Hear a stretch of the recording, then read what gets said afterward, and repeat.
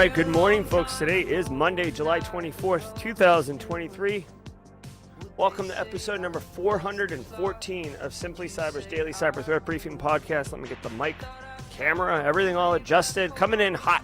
Haven't even had the coffee yet, y'all. But we're going to have a good show for you today. Let me get lined up on the camera, too. It was a good weekend, guys. So, kind of coming in for a landing that, like, very much with, like, a 50-knot crosswind, and I'm trying to battle some stuff here, but we got a good one for you. My name is Dr. Gerald Auger, and over the next 45 minutes, me, you, Laura Flores, Andy McPherson, Leon Elliott, Shuttle Crab, Ms. Julian, people on LinkedIn, people on YouTube, Simply Cyber community members, squad members, new timers and first timers and old timers alike are going to be shredding through the top cybersecurity news stories of the day, and I'll be giving my expert opinion and analysis on each of those stories on what it means to you as a practitioner, or if you are breaking into the industry, you're new to the industry, you're your first time here because you're trying to figure it out. There's going to be value for you here. Believe that.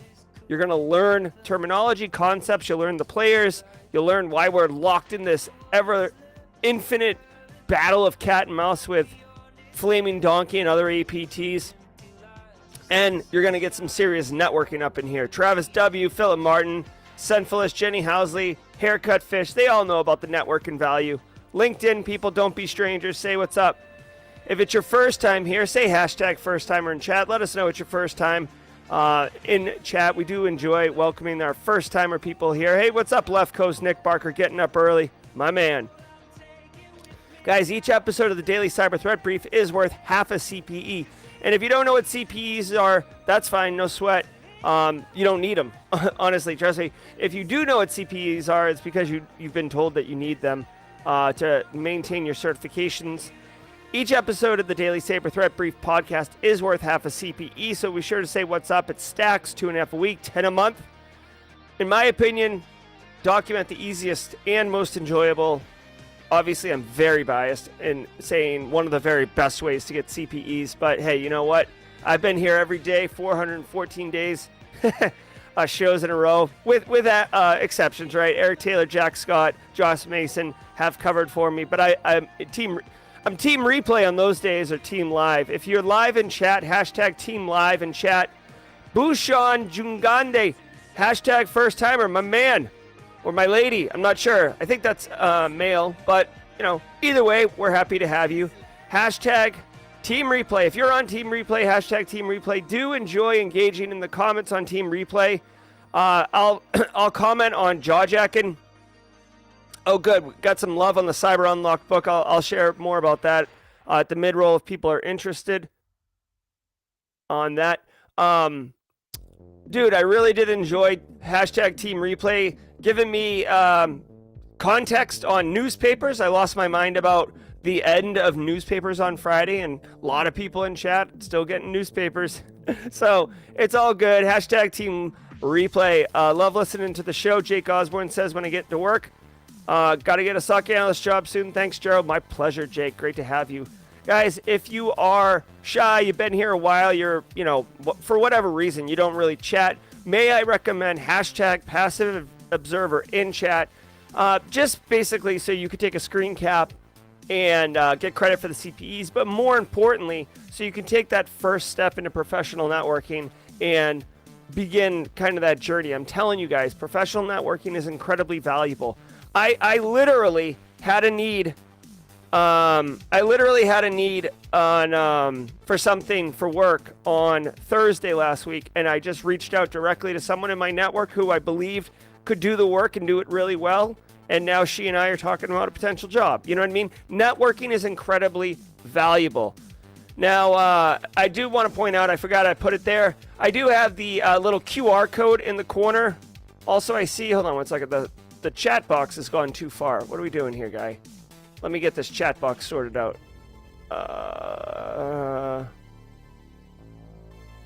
There we go. A little tightened up. I'm not sure why people would be spicy about that. If it's a QR code, I'll tell you why at Jawjacking if you want to know why the QR code's there. Eric Taylor's upset that it's over chat. Allow me, hold on, let me put it somewhere else. Can't have Eric Taylor upset. You guys know Eric Taylor. You can't. Can I do it? Where can I stick it, Eric? Right here? How's that? How's this? Right here. Doink. Let's give that a shot. All right. And I'll explain why I have a QR code there. It's basically goes to the YouTube channel. So if you're already on YouTube, don't sweat it. If you're LinkedIn and want to go to YouTube, there's one reason why it's there.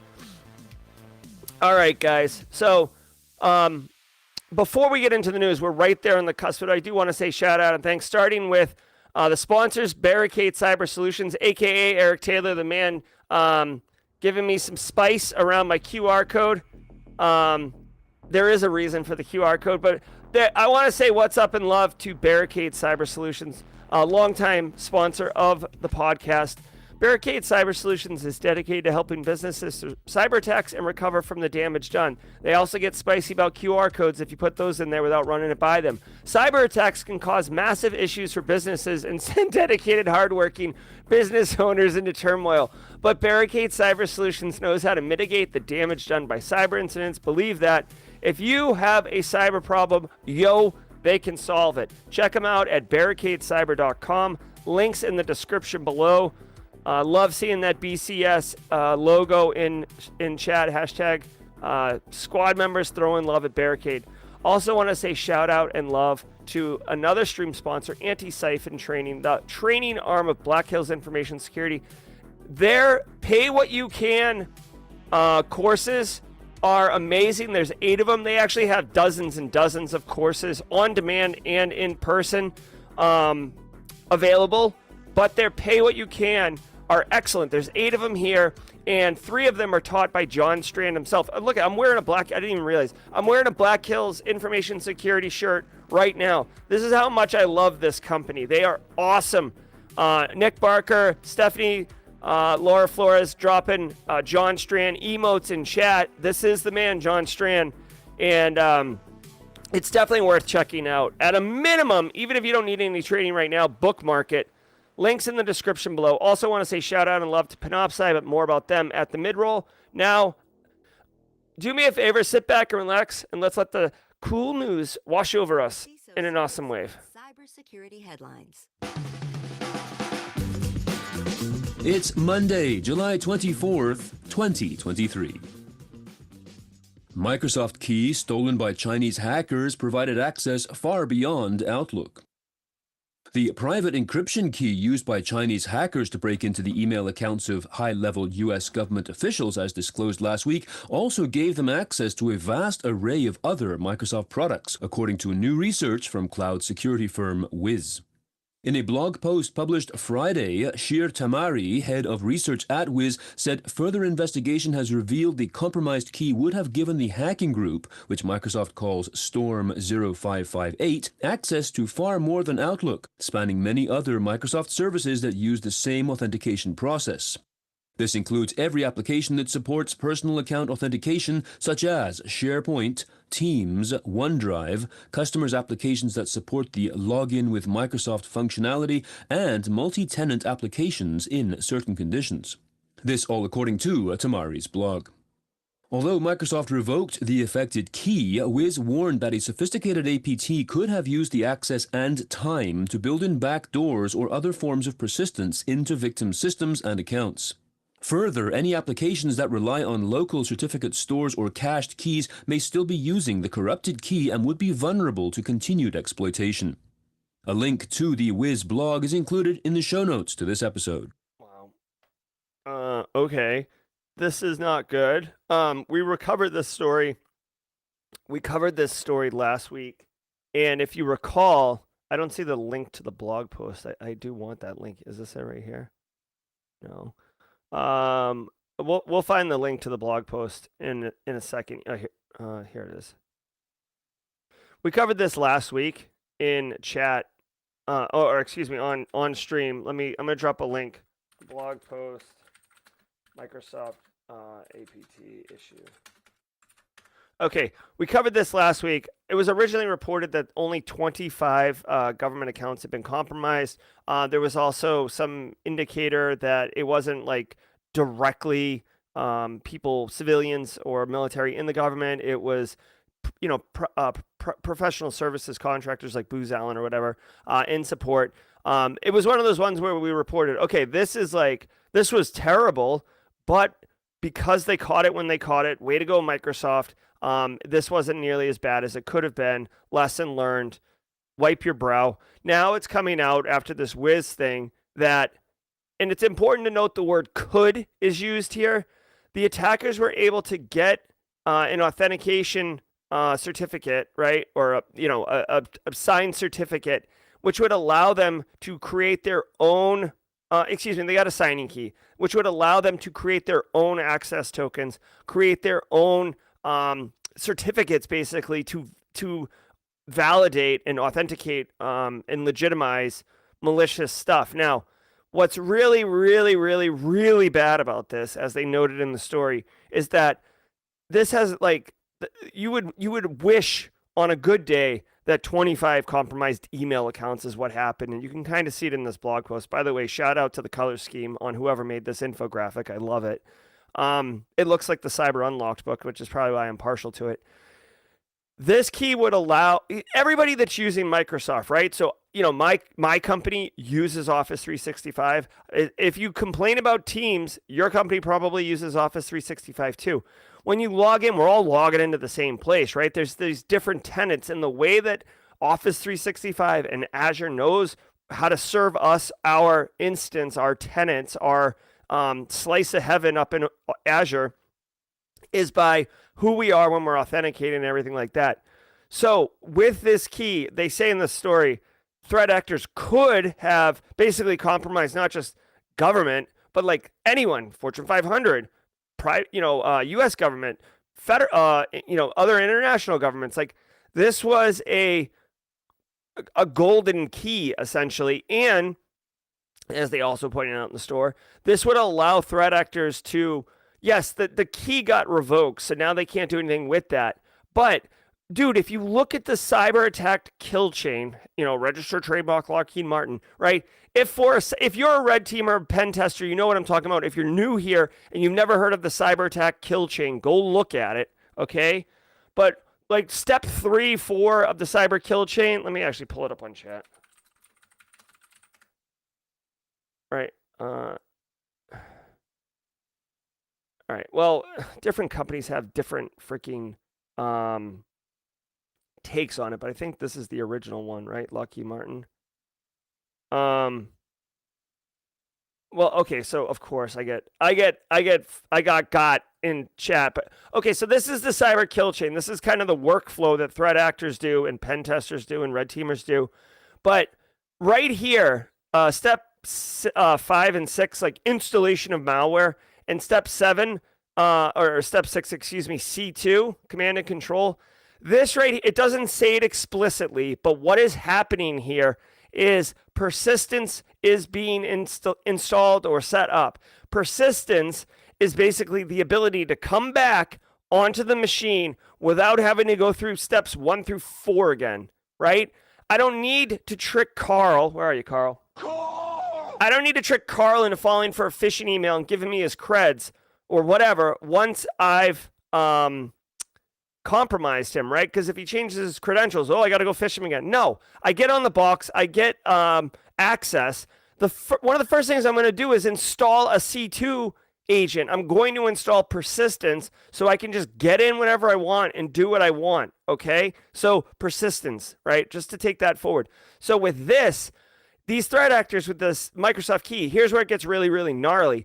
They could have gone YOLO across multiple tenants and installed signed local certificates, which Microsoft would have to go find those certificates and revoke them, is my understanding, which would allow them to kind of set up additional softwares that would have been signed and then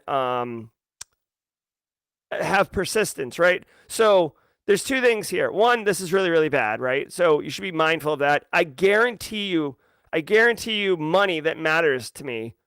Microsoft is got a group of people, if not a task force, who are doing incident response on this right now to understand the full breadth and impact of this, right? The fact that they've come out after the 25 last week and now are stating this means that they know a lot more than what's being reported. Believe that. And they are going to do an exhaustive search and make sure that they can undo anything that the threat actors have done.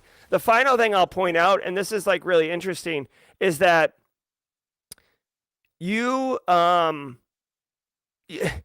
of the crappy things with digital forensics incident response is that you have to prove a negative. Let's say for a second the attackers did not successfully install any persistence, any localized malware, anything like that, right? Like Microsoft caught them before they really could do anything. You still have to go look at everything because there isn't a sign off saying, yep, you've checked everything and there's definitely not there. You have to assume like, oh my gosh, like they are really good at hiding malware, so it could still be there. So you'll never get 100% confidence that you have completely analyzed and searched and rooted out everything that the threat actor did. All you can do is have a higher and higher and higher level of confidence that there is nothing there. But in my opinion, you can only get to 99. You can't get to 100. All right, hold on one second. What is this? All right. Oh, I see. Hold on one second. I see. Let me get rid of this QR code then. I didn't check it. All right, we'll talk about the QR code. Thank you, Eric Taylor, for checking that. All right, we'll talk about the QR code afterwards. All right, long story short, this is wicked bad. This is not the end of the story. Let it ride. Jump cloud breach traced back to North Korean state hackers. US-based enterprise software company Jump Cloud was breached by North Korean Lazarus Group hackers, according to security researchers at SentinelOne, CrowdStrike, and Mandiant. In a report published on Thursday, SentinelOne senior threat researcher Tom Hagel linked the North Korean threat group to the Jump Cloud hack based on multiple indicators of compromise shared by the company in a recent incident report. CrowdStrike Vice President for Intelligence Adam Myers told Reuters the attack was intended for revenue generation. DHL investigating. All right, so Jump Cloud, another breach. The link from the last story, yeah. All right, hold on. Again, a request for the link from the last story. Here is the SC Magazine link that we're looking at, and here is the Wiz blog that the SC Magazine thing is built on top of. Hold on, there you go. All right. So Jump Cloud, if you remember, this was like directory as a service authentication. This got compromised really bad. This is the one where like basically Jump Cloud had to make the decision, and this was like the nuclear option. You had to make the decision to reset everybody's API keys, right? Which would break apps, which would piss off customers, yet they did it. Come to find out that this threat actor, obviously it's North Korea now, or at least it's being attributed to North Korea, had really, really deep access, and it was the only option was to reset everybody's account, basically. North Korea, mostly known for their Lazarus Group, which is a financially motivated APT. It's how North Korea funds their countries. Like basically cybercrime is their main import. Their GDP is heavily tied to it. But they do some like light espionage type stuff. If I had to guess, they said in the story that this breach was not affiliated with financial gain. I would argue, okay, that this Jump Cloud wasn't the goal. The goal wasn't to breach Jump Cloud and get money out of Jump Cloud. This was a little bit more sophisticated of a strategy where they're going to pop a company that has access to lots of things like an Okta, like a Duo or Jump Cloud or any of these other kind of authentication services, and then leverage that in order to spiderweb into other organizations and hit them for financial gain. If I had to guess, okay, North Korea they're an advanced persistent threat. They have at least 3 different groups. One is for financial gain, one is spying on their own citizens, and one is spying on their adversaries or perceived adversaries, right? So all right, and I guess this is coming in now that it was reported that CrowdStrike Vice President, well, BSEC, let me know if that's public knowledge or not. I don't want to say it if it's not. But North Korea, Lazarus Group, that like if you see North Korea, there's a high probability. There you go, Lazarus Group. There's a high probability that it was based on financial gain. Oh, okay. I guess it's in the story. Vice President at CrowdStrike, which is a security defense super vendor, Adam Myers told Reuters that the attack was intended for revenue generation. So it totally on par, right? This is what North Korea does. They break into places and they rob it. Just like China mostly breaks into places and steals information for espionage. Certain states or countries, they have like kind of an MO, right? Yes, they can do other things, but typically what they're doing is similar, right? It's part of what we're doing here. It's part of I don't want to say part of attribution, but it does fold in. MOVEit breach as number of victims surpasses 20 million. The United Kingdom arm of shipping giant DHL said it is investigating a data breach sourced back to its use of the MOVEit software. In a statement to Recorded Future News, DHL confirmed that one of its software providers was impacted by the vulnerability. Researchers from Antisyphon have been tracking the number of companies involved in the MOVEit incident, finding that at least 383 organizations have been affected and the information of more than 20 million people has been leaked as a result. Elon? All right. First of all, I want to say shout out to Sherry, the theoretical scientist up in chat right now, retired. But here to enrich herself on the cybers and also be able to help her grandkids out. What's up, Sherry? Welcome to the party. Happy to have you here. All right, guys. So DHL is in the MOVEit breach. At this point, I feel like, this is, what was that like trendy? I don't even want to say it because I don't even know if it's politically incorrect. One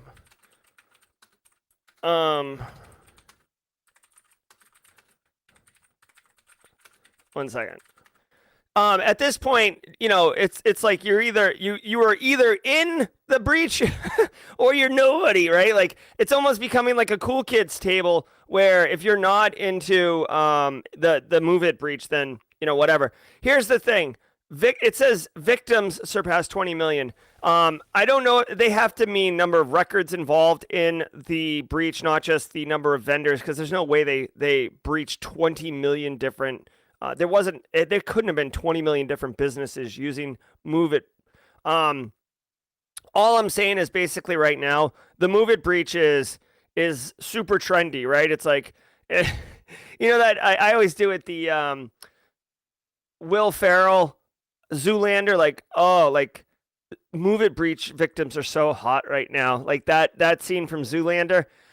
Here's the deal. At this point, MOVEit breach is basically like ransomware. Like it's just a thing that keeps giving. It's like an advent calendar. Every single day we're going to talk more about it. The one thing that I will point out, I saw reports over the weekend that the Clop ransomware gang, who is behind the MOVEit breach, are on Trend, and I think it's because of blockchain that they can see this and calculate this. My understanding is that they're going to make between $95 and $100 million right now from this breach. So, yikes. Straight cash, homie. So that's a lot of cash. Remember, you might say like, oh, wow, $95 million. Like you could retire on an island for that. You really could retire on an island. I do want to point out that each member of the Clop ransomware gang currently has a $10 million bounty on their head from the United States federal government. Not really the group that I would want putting $10 million on my head. There's no honor among thieves. When they are starting to divvy up the $100 million, people are petty. I could easily see. All right, hold on. Tinfoil hat. Sherry, we have these emotes here, and one of them is me with a tinfoil hat on, because when I start shooting from my hip, we put the tinfoil hat on. So I could totally see, even though it's $100 million and there's enough cake there for everybody to eat, I could see after they get all the money and they start handing it out, somebody, right, Ivan or Dmitry or whatever, this is a Russian based or Eastern European based, so I'm not being derogatory here. The threat actor group starts dishing the pie out, and then this guy over here is like, whoa. Why is everybody getting $20 million and I'm getting $8 million? This is some BS. And it's like, bro, like, you got here after we already breached everything. You just kind of helped with like the call center stuff. Be happy with 8 million. And then that person's all butthurt. And then they're like, you know what? I'm going to get closer to my $20 million because I'm going to get $10 million to your head and $10 million for yours. You see it all the time. Listen to an episode of Dark Knight Diaries. Like gangs, dude, they get petty. Even though it's millions of dollars. Like, this is just a speculation hot take. I could easily see this happening where it comes out, and that's it, right? I mean, it's not exactly 1-to-1, but when Russia invaded Ukraine, the Conti ransomware gang was half Ukrainian and half Russian, and they imploded and released all their the Ukrainian side released all of their internal sensitive information public, because of a disagreement, right? And people, guys, you know as well as I do, money makes people do some stupid stuff. So, all right, let's keep going. I had like what I thought was a really cool trendy thing, but I'm also, I'm unsure of it. Whatever, never mind. Musk says Twitter to change logo. No more birds. Elon Musk said on Sunday he was looking to change Twitter's logo, tweeting, quote, "And soon we shall bid adieu to the Twitter brand and gradually all the birds," end quote. This coffee's so good. A message from Musk, tweeted at 12:06 a.m. Eastern Time on Sunday morning, stated, quote, "If a good enough X logo is posted tonight, we'll make it go live worldwide tomorrow," end quote. Elon Musk is like an episode of Succession. Like, what are we doing here, dude? Like, hold on. First, we got to throw our Elon thing in here. I mean, okay. So the story isn't really a cyber story. So let's just say it. Everybody knows the Twitter bird. The Twitter bird is iconic. It's ubiquitous. You don't even need to say Twitter anymore. Like, you just see the bird, and you know exactly what it is. You see a link on a website. You know, there's probably a link somewhere on this website of the bird, right? This is just some news website. Look. Oh, there it is. Like, I know that's Twitter. Now you're going to replace it with an X. Okay. Like, why? Did Twitter have, like, whatever. Anyway, so here's my thing. Threads kind of went off hot, and my use of Threads, which was like a Twitter killer, has kind of waned because I'm still finding Threads a little feature bare on discoverability. So I'm still using Twitter and Threads, right? I haven't uninstalled Twitter. But, and again, I don't care if it's called X or not, but it just, to me, it's like, and this move is like sentimentally and psychologically, it's like killing Twitter and replacing it with a new platform called X. And I know it's the same platform, but mentally, the way I'm reconciling this is like, this is the end of Twitter, like, which is going to make it even easier for me to quit. And hope Threads takes off, or you know what I mean? So this is a nothing story. To me, this doesn't make any sense, right? The company's hemorrhaging money. Elon has kind of like pulled up from the nosedive, even though this thing is a dumpster fire. It's kind of leveled out from all the massive disruption he did when he first landed in here. But this, to me, it's almost like the fire got put out, the dumpster fire, and then Elon's like, oh, hold my beer, and then like threw more gasoline on it, right? So I don't know. Oh, I'm seeing maybe he's trying to change it so he can make it into a super app. Okay, that would make sense, I suppose. But why not create the super app, call it X, get that, and then kind of merge Twitter into it? What do I know, though, dude? I'm just some schlub who, like, yells into a microphone at 8 a.m. every morning. I don't know anything about running a multi-billion-dollar company, but the optics of it, and me looking from the outside looking in, looks like throwing money into a fireplace and just, like, cackling because you have no... It doesn't, it just doesn't matter. So, all right, let's keep going. It wasn't really a cyber story. Yeah, like Meta. Actually, when I saw BSEC say that, I was thinking it's like Meta where, okay, they're trying to make it vague and generic, so it's more encompassing, right? Because if you say Twitter, you think of the Twitter app. You wouldn't think of all the other complementary apps that they're going to have in there, but whatever. We'll see. I don't care. And now, a word from our sponsor, App Omni. Over-provisioned users could lead to your most sensitive data being exposed or leaked. Just a single attack on one of those users may compromise your entire SaaS estate. With App Omni's SaaS Identity Fabric, secure and manage end users, entitlements, and threat-based activity. Gain visibility and control over provisioned users, the SaaS data they have access to, and receive guided remediation.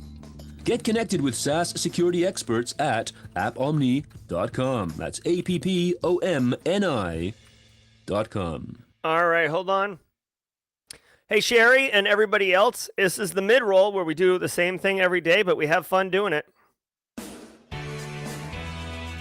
Hey. All right, everybody, welcome to the mid-roll. Thank you all so very much for being here. If you're getting value out of the show, open your X app and hit the like button. Really, though, if you're on YouTube, go over and hit the like button, please. It does go a long way.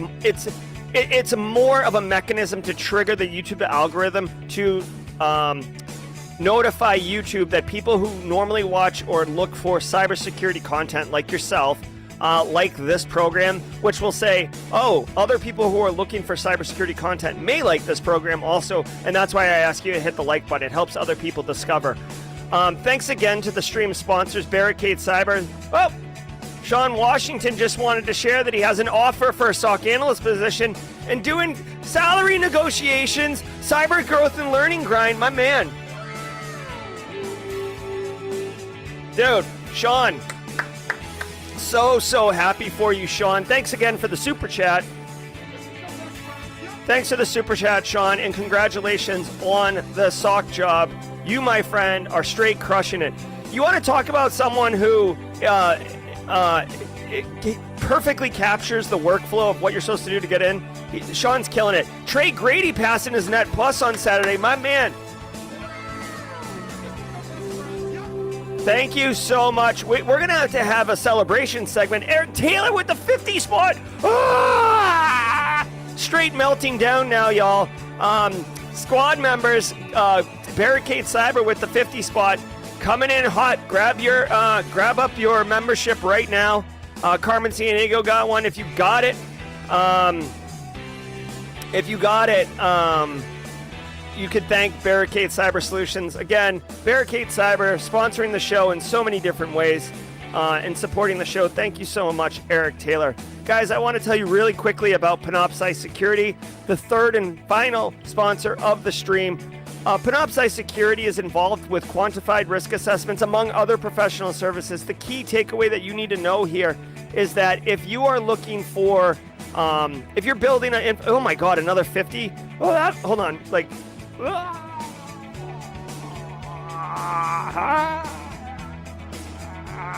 I'm melting down over here. I'm in the ringer. Ah! I'm like on the line in the kitchen, and I'm in the weeds. If you're feeling me, if you ever worked in a professional kitchen, you know what I'm talking about. I'm in the weeds, people. Holy crap! I have been derailed. I need to be rebooted right now. Where was? Quantified risk assessment. Sorry, Brandon Poole and Panoptcy Security. The read has been. There's been a buffer overflow attack. There's just a string of A's where it used to be the read for the Panoptcy Security. Hex 41. Guys, eliminate fear and uncertainty from security. Use a quantified risk assessment to build your 3-year cybersecurity strategy roadmap using fact-based evidence across your people, process, and technology. Make intelligent decisions when you're investing in your cybersecurity program by being informed on where you're spending and what your risk reduction is. Go to panoptcysecurity.com. Links in the description below. It's not Panoptcy Security, it's panoptcy.com. Love it, guys. Simply Cyber Community Challenge. We are huge on community, as the stream has revealed to you. Right now, if you want, Nick Barker, my left coast brother, is currently the baton holder. Needs to tag somebody in chat. The hashtag Simply Cyber Community Challenge. Nick, please tag somebody. Let us know who you're going to go, who you're going to tag. This is a community challenge. You get the tag. You go on LinkedIn. You post your cyber story. You use the tag. Everybody else go and find the tag, comment on it, and connect with those in the community. Quantified risk sub gifting. So holler. Nick Barker, thanks so much. Guys, the final thing I want to share with you is every single day of the week, Sherry, we do a special just for that day activity. Mondays is my son Callan's Art of the Week. Grayson is Fridays. He gets the Joke of the Week. This weekend we went to a birthday party that was at an animal shelter, or like a rescue shelter thing. We spent some time there. Callan did some art while he was there. We've got a two-piecer today. So first we've got the kitty cat sticker kit, which kind of looks, okay. But then there's also a companion mask that he developed. So there we go. I'm not going to strap it on here, but you can see we've got the custom cat mask. So if you want to be a cat burglar or blend in with the kitty cats, Callan has got you covered. Thank you so much, Callan, for your continued artwork every Monday. I love my boys, and I love how they help with the community. All right, guys, let's slide back into the stories. Halfway there. Sophisticated BundleBot malware disguised as Google AI chatbot and utilities. A new malware strain known as BundleBot has been stealthily operating under the radar by taking advantage of .NET single-file deployment techniques, enabling threat actors to capture sensitive information from compromised hosts. According to a report from Checkpoint, it is, quote, commonly distributed via Facebook ads and compromised accounts leading to websites masquerading as regular program utilities, AI tools, and games, end quote. Some of these websites aim to mimic Google Bard, enticing victims into downloading a bogus RAR archive called Google_AI.RAR, hosted on legitimate cloud storage services such as Dropbox. All right. I will tell him ChatGPT. Actually, yeah, this is perfect. Like ChatGPT, like this is definitely on brand for you, my man, right? Love it. Okay, guys, so Google AI chatbot. Shall we play a game? Okay, two things. First of all, I want to point out that I love this this green, okay? This black and green. This takes me back to my Tandy 1000, Commodore 64, Hercules monochrome days, if you know what I'm talking about. Just so we're all on the same page, though, this is basically a screenshot, and then they added a green filter on it because this is Wireshark. This is Wireshark up here, and this is PE Edit or PE Explorer or whatever. Like, so this is these are regular apps that are not Hercules monochrome. But anyways, I do love the green. It does speak to me. Guys, the more things change, the more they stay the same. This is, while this looks all complicated and interesting and stuff, all this is a fake landing page that threat actors set up to look legit. I mean, this does look pretty legit. This doesn't look like some crappy thing. And it's to trick people into think that they're downloading some AI tool. Another 50? Is that what just happened here? Are we at 150 subs? Wow. Okay, so Eric Taylor, Barricade Cyber Solutions, just straight drumping. Imagine this wow sound, but multiply it by 50. All right. Thank you so much, Eric Taylor. Thank you so much, Barricade Cyber. And to all the new squad members, holla, holla, holla. Love it, love it, love it. Okay, so guys, basically this is Threat Actor 101. Like if you are going to take, well, if you're going to take my Cybersecurity 101 course that's due out this fall, you will learn this. This is basically how you would, this is Threat Actor training wheels, okay? Set up a website that looks legit. trick people either by buying Google ads, by sending it to them via email, whatever. Get them to go to this website, and then they're going to log in, which gives them which you can get their creds from them, right? So they'll put their username and password in. Now you've stolen that. You can give them a pop-up or something like that. They're tricking you into downloading a file, a .NET single file deployment technique, right? So you're basically downloading double click this in order to install. You install it locally. Maybe they say it's a localized instance of Bard. It's the next AI app killer. It's the new X app from Twitter. Whatever it is, it doesn't matter because it's not actually what it is. It's just malware. They're telling you whatever you want to hear for you to double click it and install it. And once you install it, boom, they got you on the box. They got a foothold, and now they're going to establish persistence. Remember the cyber kill chain? They're going to establish persistence. They're going to do C2. They're going to install information stealers, key sniffers or keyboard sniffers, those type of things, and off and running. This is basic cyber kill chain 101. So be on the lookout for it, but this is one of those things that this is why you have endpoint detection and response, EDR. This is why you have anti-malware on endpoints. This is why you tell Carl not to install stupid stuff on his computer, because this is a bread and butter, this is pancakes on the weekend, right? Like this is like a normal thing that a lot of threat actors do, right? DDoS hits OnlyFans. Uh-oh. Anonymous Sudan, an apparent pro-Russian hacktivist persona affiliated with Killnet, claimed a 1-hour DDoS attack on OnlyFans on Wednesday, the latest in a string of operations aimed at targets in the US and Europe. Mandiant stated that while it, quote, cannot confirm collaboration or cooperation with Russian security services, Killnet's targeting of victims consistently reflects the interests of the Russian state, end quote. Swedish cybersecurity firm Trusec adds, quote, it's not clear who is behind Anonymous Sudan, but it almost certainly is not part of the larger Anonymous collective and likely has nothing to do with the original Anonymous Sudan, end quote.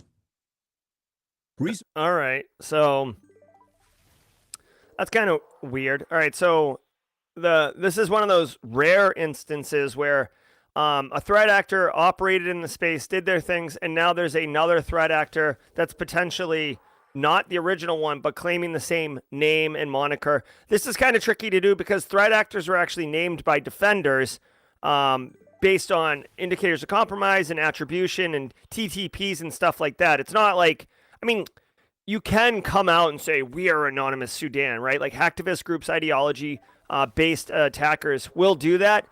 But it's very rare where you see one who's claiming to be a group that is no longer that group. Anonymous Sudan has done a bunch of different things, but they're associated with distributed denial of service attacks.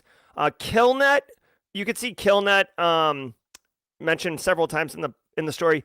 Killnet is a hacktivist group that's Russian-based. They're pro-Russian war, and they do denial of service attacks, which is basically if there is an internet-facing asset, meaning any asset on the internet that you and I could ping right now or send traffic to, because you can disable ping, right? Then you can push a ton of traffic to it because it's publicly accessible. You can't say only these people are allowed to send traffic. Technically you can, right? If you go through like Cloudflare or something. But my point is, this is what Killnet does, and they're very good at it. Anonymous Sudan also. Now they're saying that they might be affiliated in some way. It doesn't, whatever. And then, so they turn their sights on OnlyFans. So for 1 hour, whoopee, right? Like, I guess it is a business, right? But for 1 hour, OnlyFans was down, I suppose. So for 1 hour, people had to do something else besides, scratch the itches that they have. OnlyFans is a for-profit company, so I'm sure they had a problem. I would imagine that OnlyFans does have information security professionals who work there, and probably had to do IR on it. It is a internet-based business, so they are heavy in technology. So whatever. I don't know why OnlyFans though. I don't know. To me, it's like, what was really the point other than to maybe make news? I could see this, okay? I could see, okay, OnlyFans isn't, by the way, I don't see these stories in advance, nor do I research them in advance, so these thoughts are coming to me in real time. I could see this, attacking OnlyFans, bringing the site down, then emailing the executive team or whatever and saying, hey, we're the ones behind the attack, pay us, whatever, $1 million, and then we'll stop the attack. Now, you've got to remember, when you're an online business like Netflix or OnlyFans, right? When you're down, you are down. Like, I don't know how OnlyFans work, if it's like a monthly subscription or something like that. So, like, if you're down for an hour, you're not really losing revenue, because it's not like you have to be connected and it's not like Top Golf or one of these bar places where you pay by the time.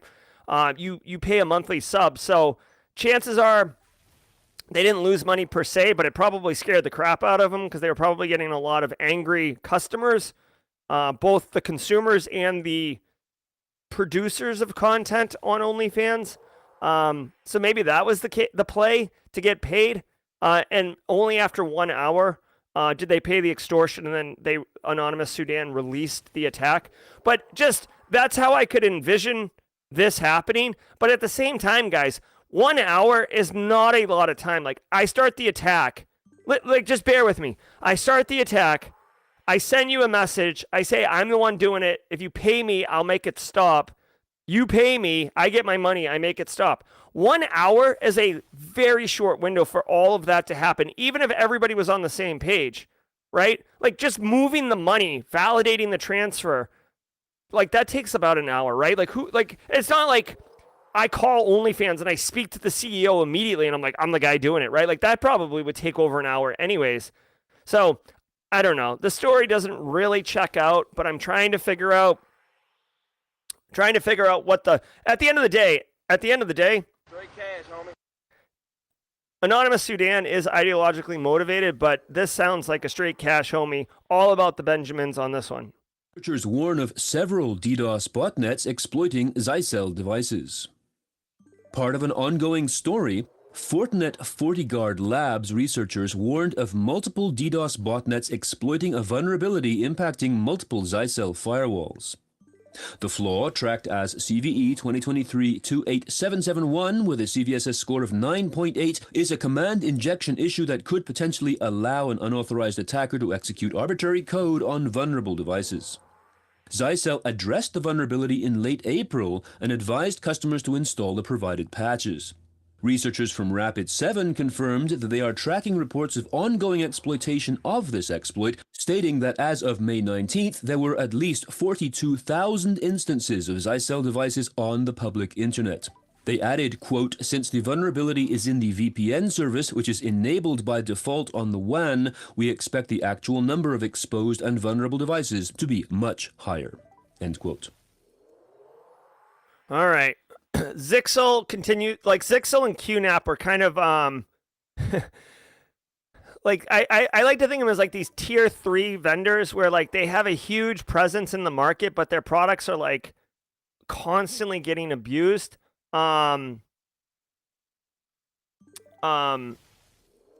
So anyways, another story of Zixel being a critical flaw, being vulnerable. If you're running Zixel devices in your environment, you may want to investigate whether or not, whether or not you have them, and then if you can apply these patches or not. They said multiple botnets are exploiting the vulnerability. So you got to remember, guys, when you read this, right, multiple botnets are exploiting the vulnerability. This doesn't mean that the vulnerability allows you to do a denial of service attack on the device, right? Which would be bad anyways. What they are saying is it's a command injection that can allow unauthorized attacker to execute arbitrary code. Arbitrary code, when you see arbitrary code, what that should indicate to you is basically that they can create a like reverse shell back to their own box and get on the device. Like, if you can execute anything on the box, what you're going to want to execute is an ability for you to get onto the box, right? You're not executing like, like changing the message of the day and then giggling to yourself and running away. No, you want to get a foothold on this machine, escalate your privileges, and then own it. So this is really bad. Now they're saying that denial of service, like the fact that it says distributed denial of service is silly. Okay, so this is just my opinion as a practitioner. This is silly that this DDoS here is that, like, it's almost possible that whoever wrote this article was confused or didn't know what they were talking about. It's not that it's a distributed denial of service botnet exploiting it. It's just multiple botnets are exploiting it. There is a fleet of zombie machines out there that are being told to go search for this vulnerability across the internet and, if discovered, exploit it and add that machine to the botnet. That's how I would see it. It has nothing to do with distributed denial of service. Now, once you compromise that Sixel device and you now have it in your like zombie farm, you could execute a distributed denial of service attack with it, but that's not what's happening here.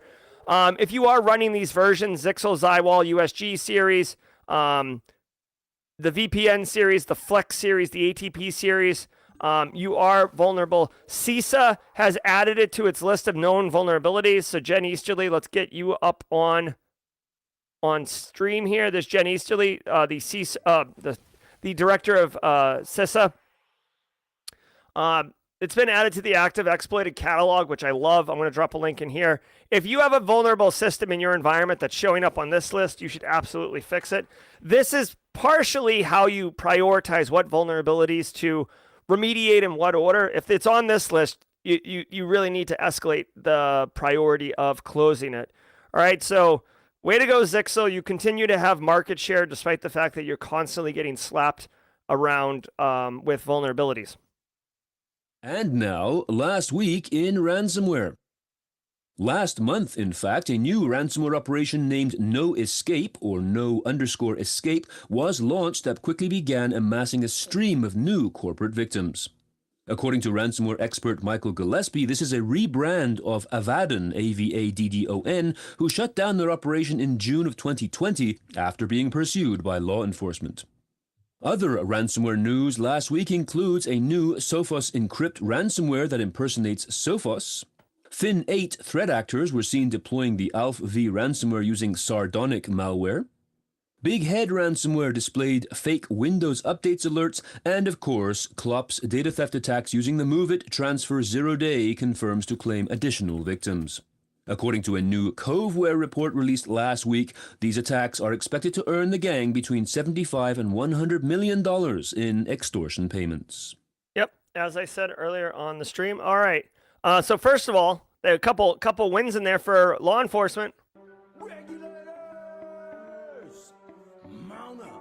All right, way to go, law enforcement. It is Monday, so there is like a ransomware roundup from last week. We covered some of these stories just for the community's interest and for people newcomers. I've never heard of Avaddon ransomware before, but they look like they're they've rebranded as No Escape, right? Or if I understand that correctly. Basically, yeah, No Escape was a rebrand of Avaddon. So if law enforcement's coming after you, these threat actors, one of the easy things they can do is go Johnny Dangerously and rip the paint off the car and make it look like a different car, and maybe the police don't look for you. Guys, like this is pretty low hanging fruit. Like you, just because you rename yourself, the law enforcement typically knows who the players are, and it's tied to the human individual behind the keyboard, not what they're calling themselves online. So whatever. No Escape. If they do arrest No Escape people, they will be held accountable, likely for Avaddon's crimes as well. They also mention in here that the police have arrested a Ukrainian scareware developer after 10 years hunting this individual down. The story's behind a paywall or an ad. I got to disable my ad blocker, which I'm not going to do. So I don't know, man. I like, you don't really hear too often about 10-year hunts for like an individual. Not to say law enforcement doesn't work their butt off, but you don't typically hear of that long of a manhunt. So way to go, law enforcement. Love the commitment, love the conviction, love the vigilance. Let's do it one more time. Jesse Johnson, other law enforcement, people who are active law enforcement, people who are my transition law enforcement. We really appreciate it. All right. That's going to do it for today's stream on the Daily Cyber Threat Briefing podcast. Before we go, though, I do want to tell everybody, later today at 4 p.m., I will be streaming Haiku Pro. I'll be playing a Capture the Flag cyber range. I'll be playing music. We'll be having a good time. If you're interested in hanging out, I have not scheduled it yet, so you can't go on to the YouTube page and see it, but I'll schedule it right after the stream this morning. Okay, so later today, 4 p.m. If you're here just for the news, tomorrow, 8 a.m. Eastern time, will be episode 415 of the podcast, so giddy up on that. 285 people on the stream. Guys, before you go, I want to share a couple updates. This is germane to the channel, so this isn't just jaw-jacking. The YouTube studio in the backyard is almost done, right? I haven't given an update on that in a while. We're putting built-ins in. We're gonna move in. It looks like it's lining up with the launch of a companion channel that I have talked about on the stream recently. I'm gonna play a short little intro to kind of tease it. This is coming September 2nd, 2023. Let's take a look.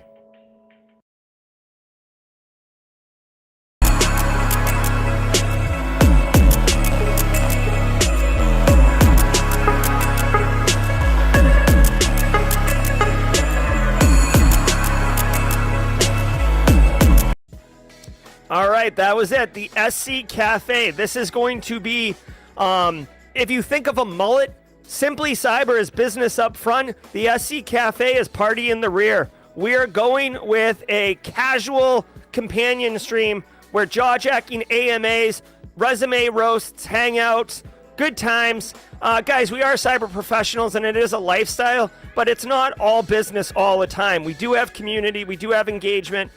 There's a lot of things that we like to talk about, and I want to separate the two so people who are looking to just get educated can come to Simply Cyber, and people who are looking to be part of the community and those type of things, we will have the cafe. So stay tuned. More information on that.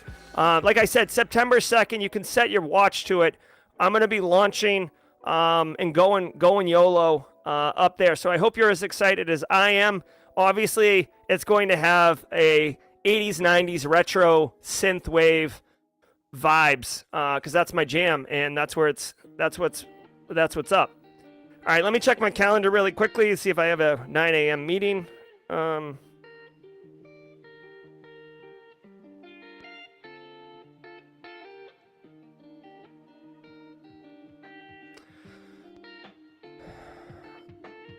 right, and then cool. I do not have a meeting. I can hang out. Now, if this was, yes! Sean Washington! Great cash, homie. Yes, Sean. Sean came back with a counter offer. Sean, I'd love to get details, either DMs. I know we had a conversation. I'd love to get a follow up on that, but congratulations, Sean. Hopefully, you were able to use the lessons in the how to negotiate a job interview. How to negotiate a job offer. I know it is super high stressful, but my man, Sean, you got the job, you got the cashish, you got the community. Rock on, my friend. Guys, I want to say shout out to Jim Wales. Jim Wales has picked up the Simply Cyber community baton. So Jim, look forward to your post there, my man. Guys, so super pumped for you. Adam V wants to know what's stronger, the crank coffee or this bulletproof coffee. Oh, guys, nothing was stronger than the crank coffee. That crank coffee was like dangerous. This is just my normal French roast. French roast in my French press. And it's so good. Jenny Housley modding and slinging questions at me. Thank you, Jenny. Frank wants to know, I had a question for the community about threat actor Storm 0558. This is the one who's associated with the Microsoft signing key. You can't find them on MITRE ATT&CK. Okay, so Frank's talking about MITRE ATT&CK, and so MITRE ATT&CK is this really awesome, super useful resource by the community, or well, by MITRE, but it's informed by the community. And at the top, there's groups, and all the groups are over here. It's important to note, Frank, that this is not an exhaustive list. While there are many groups here, there are some that are not known. Sometimes a group may have like a new developer or a new person in the group or whatever. So the techniques being used, they can't, with a high confidence, attribute it to an existing threat actor, so that they maybe come up with a new one, but that doesn't mean that it isn't an old one. Let me take a quick look at this. This is the original story here. Let me see if I can find Storm 0558, okay? This is Microsoft calling it, this group, by the way, too. So different vendors will attribute different names.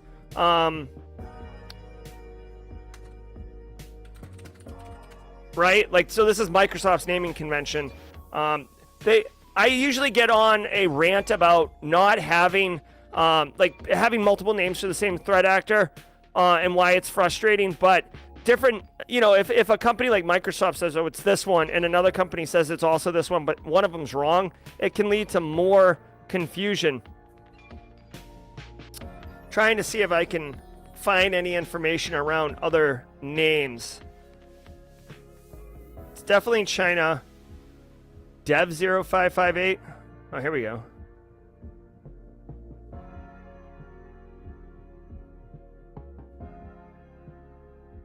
Yeah, I don't know, Frank. I guess, Frank, the TLDR here is just know that MITRE ATT&CK is not comprehensive and exhaustive. It is just it's an opportunity to document as best as we can and continue to add to it. And that's why Storm 0558 or 588 isn't in there, because either we don't know enough about it to attribute it, it hasn't been captured in MITRE ATT&CK yet. But MITRE ATT&CK is a living resource, a living document, if you will. Leon Elliott has a question, trying to get a better understanding of Styx and Taxi. Maybe a quick overview or breakdown of it. All right. So Styx and Taxi, really quickly. And by the way, this is not my super strength. I do know about it, but it's not my super strength. Frank is saying that it's potentially APT-31, the Storm threat actor. Okay, so guys, Styx and Taxi. Here's the deal. There's a lot of threat intel information out there, indicators of compromise, right? So when you have an attack, there's like IP addresses that are coming from, hashes that the files have, domain names, certain tools, certain, like the malware detonates and it creates some file in the temp directory, or it creates some scheduled task in scheduled task or cron job or whatever, right? Like there's certain behaviors.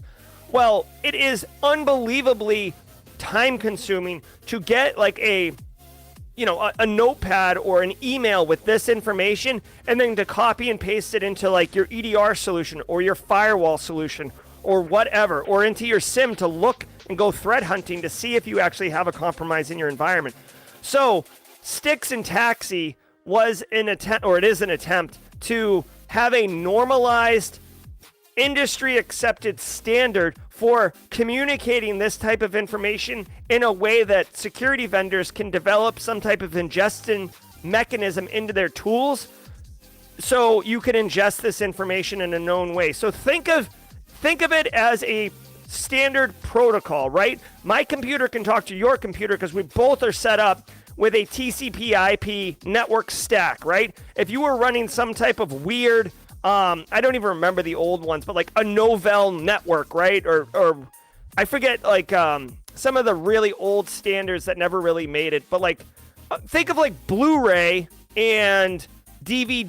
What was it? HD DVD, right? If I'm running Blu-ray up in here and you drop an HD DVD disc on me, or Betamax and VHS, we can't communicate, we can't share information. But if we all agree on VHS as a standard, then the products you're making to play the content I'm making that goes on these mediums, we can share it, right? Sticks and Taxi is the same thing for this threat intel to ingest. Hopefully that clarifies it. All right. Hopefully, whoever asked that question, Leon Elliott, let me know if that answers your question, Leon. And for the community, if I said anything wrong about Sticks and Taxi, holler at me. I do not understand why it hasn't been as widely adopted, but I'm seeing MITRE ATT&CK, APT 31, Storm 0, China. Let me see. So APT 31, FireEye. Oh boy, this is in a different language. All right, whatever. I'm not gonna bother with that right now. Tim McDonald wants to know: were you able to get the shirts printed for Simply CyberCon? That would be an update. No, unfortunately, at this time, we should have an update later this week. Kimberly McKnight. By the way, can I just for a second? Can we share? I gotta tell you guys, Kimberly McKnight has been like, what's the best emote here? Like, I need like an I Heart Kimberly. What would be the best one? I guess this one maybe. Kimberly McKnight, aka Kimberly Can Fix It in chat. She has been barnstorming on the Simply CyberCon. She's been straight crushing it. Look at the website right now, guys. It is amazing. It's unbelievable. If you're a speaker, you know what's up. You're going to see it in there. Come check it out. Simply CyberCon, November 8th. Kimberly has been busting her hump and doing amazing work. And she's also over the shirts, which we'll see later today. Later this week. But check it out. This is what we're doing here, guys. This is the entire con. These are our speakers. You guys are wonderful. Chuck Sapp's in here. Dan Reardon's up in here. Marcus Seiler, I see you. James Rice, CatGPT. Shall we play a game? There's Kimberly herself, not just on the back end, but also on the front end. John Hoyt, Ciso Clemson, MDK, Joe Hudson. We all love ourselves some Joe Hudson. I made it. I made it here with closing sessions. So again, this is going to be an amazing conference. We have so many initiatives going on that it's hard to like touch base on all of them. But believe me, we are working our A off to, bring a great experience to the community. So stay tuned. Thanks for the ask about the shirts. Question: do you know of an attack that lets a system cycle to Windows restore key, then resets to go back to ask for the restore key again? Stephen Mount. I have not heard of that attack. But let me... Let's see. No, I mean, what I'm seeing is around recovering from ransomware. I have not heard of this attack, Steven. Sorry. I wish I had more information, but that would be a new one for me. I know, CatGPT. I'm just trying to be in the background and be quiet, and yeah, I made it to the front end, so it'll be the conference is going to be amazing. We got John Strand keynoting. My man John Strand, guy's got his own emote here. Boing, boing, boing, boing. There we go, John Strand. Great guy. This dude personifies what the Simply Cyber community is all about. I wanted Jen Easterly. She would have been an amazing keynote speaker, but really for the inaugural Simply CyberCon, that's right, I said inaugural. We'll probably do it annually. John Strand is the most appropriate, most ideal keynote speaker. I'm super excited John has accepted the request. Dash wants to know any tips on starting your own contractor tech company. So Dash, many of you, I don't know if you guys know this personally, okay? But I do Simply Cyber. I work at Haiku. I teach at the Citadel.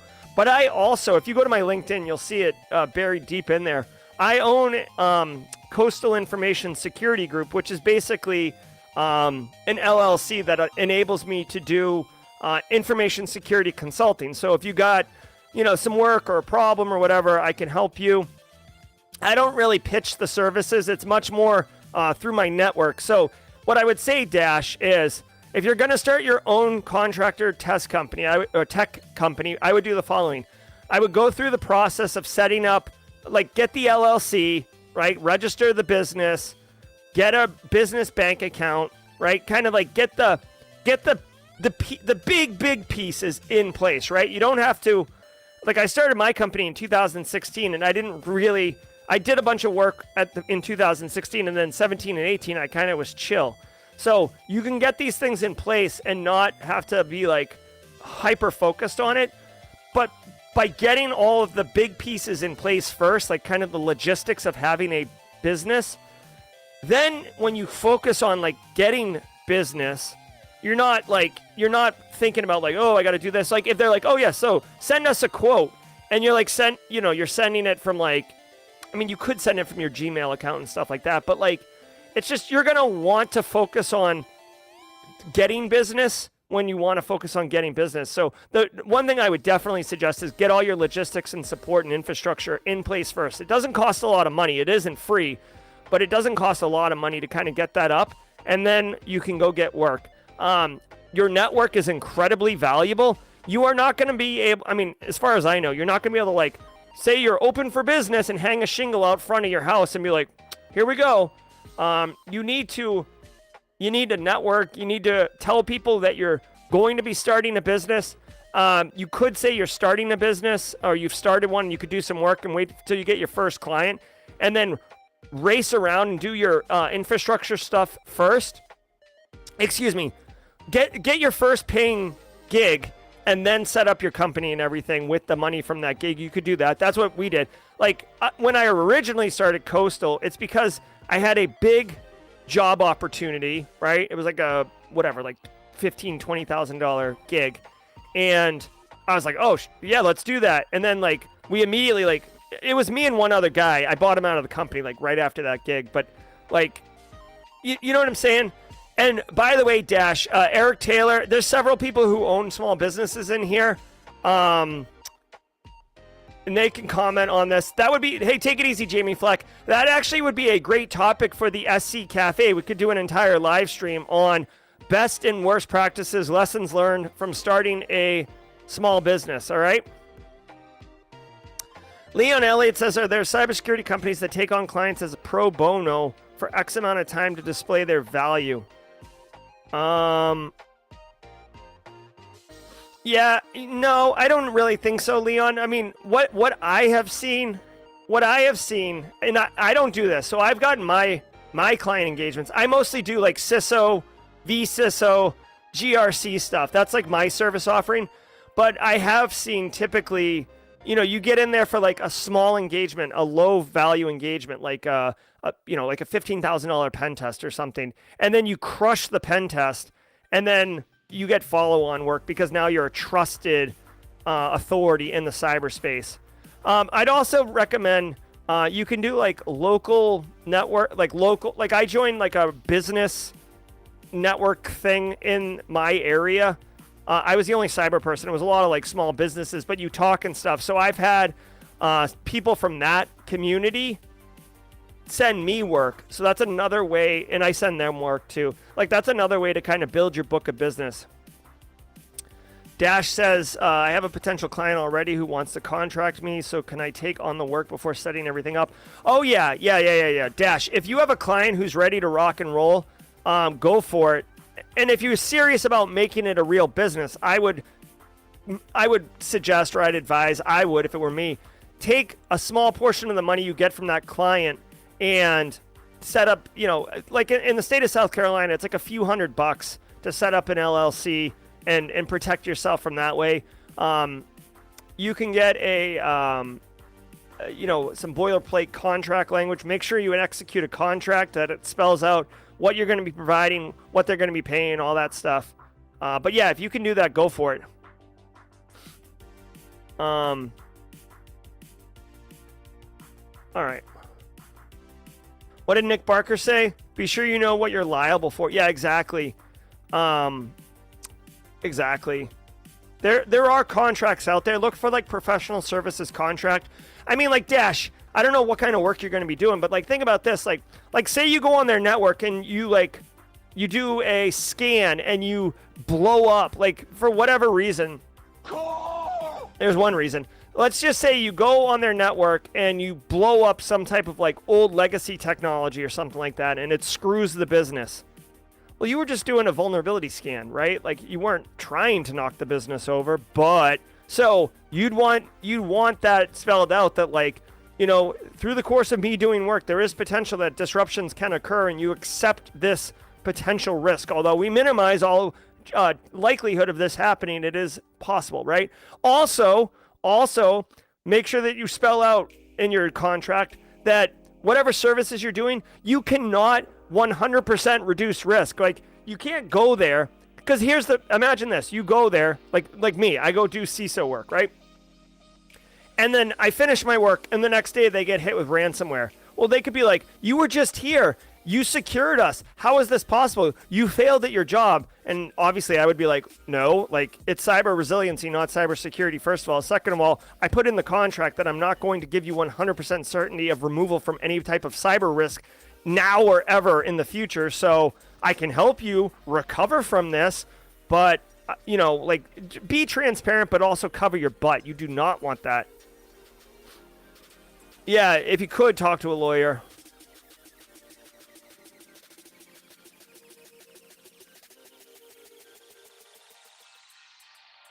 Guys, you know what I would say? This is definitely an SC Cafe live stream.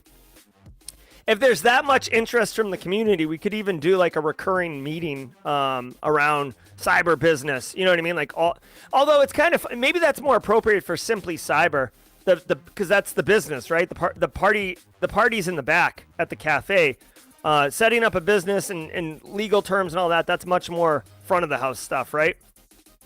Take it easy, Andre Escobar. All right. Cool, Dash. Nailing it. SC Cafe episode 1, hanging your own shingle, yeah. I think episode 1's going to take place on like a Saturday, so I think it's just going to be a chill AMA, laying out the foundation and expectations for the cafe. But yeah, no, we'll do it. I got some big news coming up for the community. You know, I'll just say this for now until I can make a larger scaled announcement. You know, I'm excited for September 2nd, launching the channel. I hope to be in the studio. I'm certainly going to have a lot more time to be able to focus on the community and support the demands that having 2 channels would warrant. So I'll just leave it there, okay? Alex Katsanos is saying 7 companies, including Google and Meta, agree with the White House to assess the risk of AI, including cybersecurity. Good. They need to move faster because AI is not slowing down. Joey Hyde wants to know where I have time for all this. Yeah, Joey, I don't know, man. It's all about compartmentalization. So Eric Taylor asks, here, I'm going to do a poll for this question. Because I'll give my answer, but I want the community.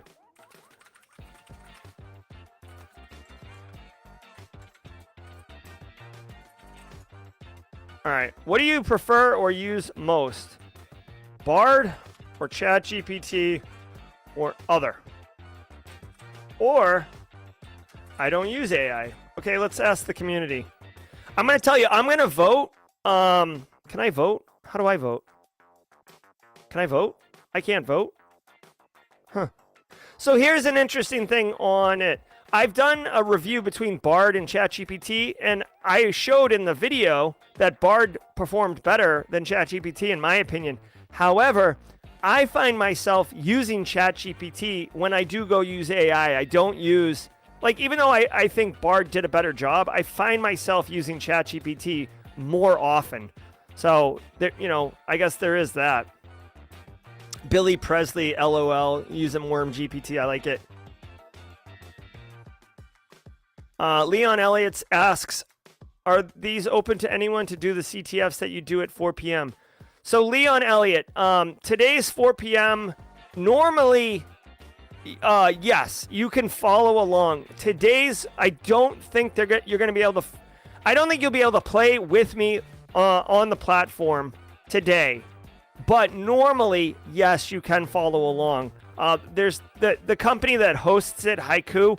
They're doing a little bit of a back-end infrastructure update, which would prevent doing that.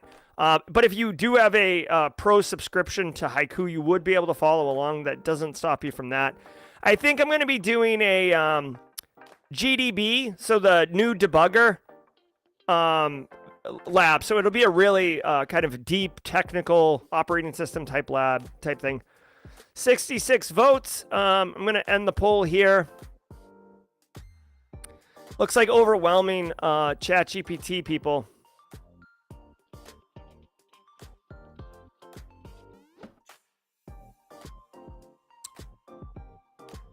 All right, guys. I'm going to boogie out of here. I got to schedule my 4 p.m. stream. I got some DMs coming in I got to handle.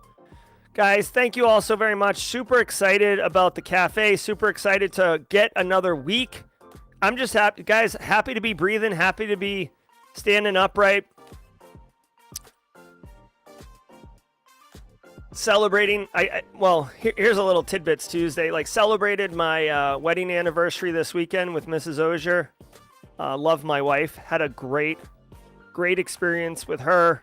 We were able to get the kids watched, and she and I were able to have a very nice evening on Saturday celebrating our wedding anniversary. Thank you, Space Tacos. Yep. Nadine's my wife. Nadine and I have been together a very long time. So it's nice to take a pause for a moment and focus on each other. So thank you, everybody. I hope to see you at 4 p.m. Eastern time later today for the stream. If not, I will see you guys on I will see you tomorrow morning at 8 a.m. Eastern time for the Daily Cyber Threat Brief podcast. I'm Dr. Auger. You guys are chat. Thanks so much for being amazing, all of you guys. You really make the community awesome and just a delight to be part of. Be good, and until next time, stay secure.